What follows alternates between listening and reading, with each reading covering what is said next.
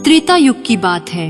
अयोध्या नरेश राजा दशरथ की 3 पत्नियां थीं, रानी कौशल्या, रानी सुमित्रा तथा रानी कैकेयी। लेकिन विवाह के कई वर्षों बाद भी वो संतान सुख से वंचित थे। राजा दशरथ की तीनों पत्नियों से उनकी कोई भी संतान नहीं हुई थी। इसी समस्या के समाधान के लिए वह अपने गुरु वशिष्ठ के निर्देशानुसार तीनों पत्नियों के संग पुत्रेष्टि यज्ञ करा रहे थे। ये यज्ञ महर्षि श्रृंगी द्वारा संपन्न कराया जा रहा था। यज्ञ की पूर्णाहुति होने के पश्चात यज्ञ कुंड से अग्निदेव प्रकट हुए। अग्निदेव को प्रकट होते देख राजा दशरथ अपनी तीनों रानियों के साथ अग्निदेव के आगे नतमस्तक हो गए। अग्निदेव को हमारा प्रणाम। राजन, मैं तुम्हारे यज्ञ से प्रसन्न हुआ। मांगो, क्या वर मांगना चाहते हो? अग्निदेव, आप तो सब भली भांति जानते हैं। महादेव की कृपा से मुझे किसी चीज की कमी नहीं है। बस एक ही समस्या है, विवाह के इतने वर्ष बाद भी हम संतान सुख से वंचित हैं। राजन, मैं भली भांति जानता हूं तुम यह यज्ञ पुत्र प्राप्ति के लिए कर रहे हो। राजन, ये खीर तुम अपनी रानियों को खिला दो। इसके परिणाम स्वरूप तुम्हें गुणवान, सूर्यवान व प्रतापी पुत्रों की प्राप्ति होगी। अवध नरेश दशरथ ने अग्निदेव से खीर का प्याला ले लिया और वो खीर अपनी तीनों रानियों में बराबर बांट दिया। कौशल्या और सुमित्रा ने तो खीर ग्रहण कर ली, किंतु जब रानी कैकेयी खीर ग्रहण करने लगी तभी वहां एक चील आई और उस खीर का कुछ अंश झपट कर अपने मुंह में लेकर उड़ गई। वहीं दूसरी ओर माँ अंजना और वानरराज केसरी भी पुत्र प्राप्ति के लिए एक पर्वत पर शिवजी की तपस्या कर रहे थे। ओम नमः शिवाय, ओम नमः शिवाय, ओम नमः शिवाय, ओम नमः शिवाय। उसी समय वह चील संतान प्राप्ति के लिए तपस्या कर रही अंजना माता के ऊपर से उड़ रही थी। तभी खीर का कुछ हिस्सा उनकी हथेली में आ गिरा।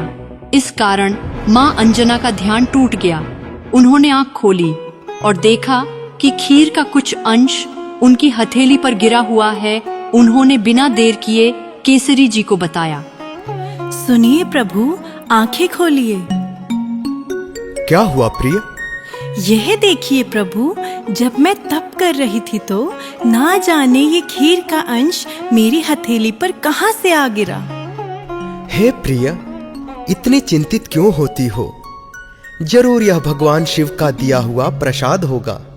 तुम भी इसे भगवान शिव का प्रसाद मानकर ग्रहण कर लो। पति की बात मानकर माँ अंजना ने वो खीर ग्रहण कर ली और इसके फल स्वरूप वो गर्भवती हो गई। एक दिन माता अंजनी पर्वत के शिखर पर डूबते हुए सूरज की खूबसूरती को निहार रही थी।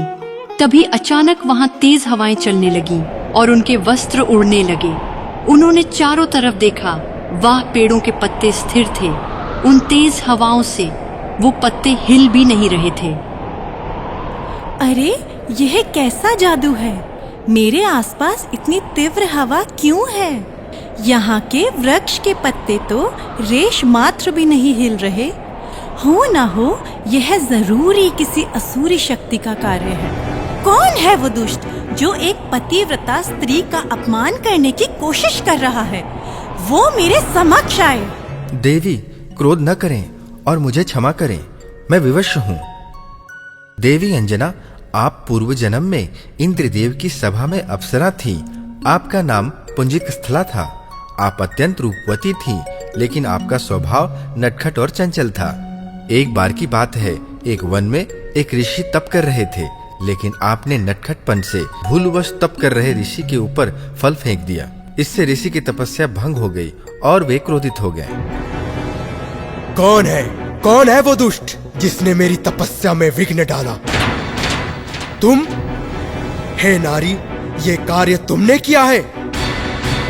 प्रभु ने तुम्हें इतना अच्छा रूप दिया है, लेकिन कार्य वानरी वाले। जा, मैं तुझे श्राप देता हूं कि अगले जन्म में तू वानरी बन जाएगी। नहीं महाराज, मुझे क्षमा कर दीजिए। मुझसे बहुत बड़ी भूल हो गई। मुझे इतना बड़ा श्राप ना दीजिए। मुझसे नटखट पने में भूल हो गई। मुझे क्षमा कर दीजिए। मुझे क्षमा कर दीजिए ऋषिवर, मुझे क्षमा कर दीजिए। अब मैं अपना दिया हुआ श्राप वापस तो नहीं ले सकता, लेकिन इस श्राप के साथ तुम्हें एक वरदान दे देता हूं। तुम्हारा वानरी रूप भी अत्यंत तेजस्वी और आकर्षक होगा।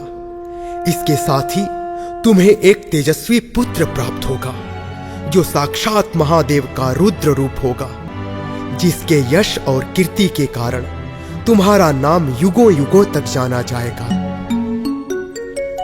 ऋषि ने आपको पराक्रमी पुत्र होने का वरदान दिया। इसी वरदान से विवश होकर मैंने आपके शरीर को स्पर्श किया।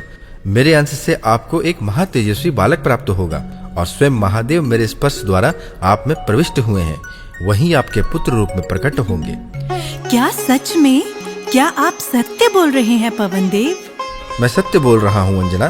तुम्हारे गर्भ से अत्यंत बलशाली व तीव्र बुद्धि वाले एक संतान का जन्म होगा और पूरा संसार उसकी युगों युगों तक पूजा करेगा, जो संसार में हनुमान के नाम से भी जाना जाएगा। तो इस प्रकार से हनुमान जी का जन्म हुआ।